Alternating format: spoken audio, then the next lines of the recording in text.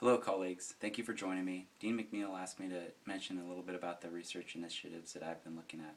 I look at 4 areas so that I make sure that I cover those that are important to me.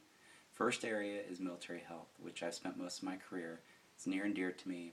I continue to work with Department of Navy, Department of Defense, and we recently published in AJE a paper looking at chronic multisymptom illness in relation to deployment and especially combat deployment. Another big area of my focus is on health outcomes research. We've been lucky to partner in the community with organizations such as SHARP.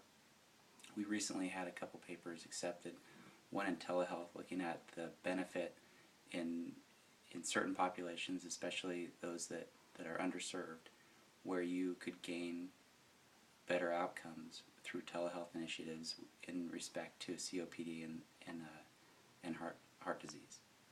The other area, the third area that I focus on a lot is community health, and that would be my work with the county.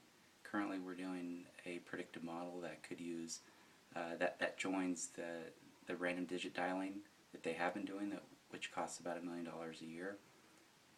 But they've had a lot of data that are being supplied to them these days and reported to them. So we're trying to figure out if 50 or 60% of the data might be able to impact and actually mitigate the need for the random digit dialing, thus saving $1 million a year. We're doing that on child immunization at the moment and coverage for those. The fourth area, which is I think most important to what we do in the school, is working with students. I was lucky enough to work with a wonderful student a few years ago. We were very fortunate to have the paper published in a high impact journal last September. And that was looking at some of the trends of diabetes independent of some other risk factors that are known, showing that even if we held everything constant, we would have an increasing level of burden throughout the next 2 decades. Another paper that was recently accepted was working with a student in the MHA program.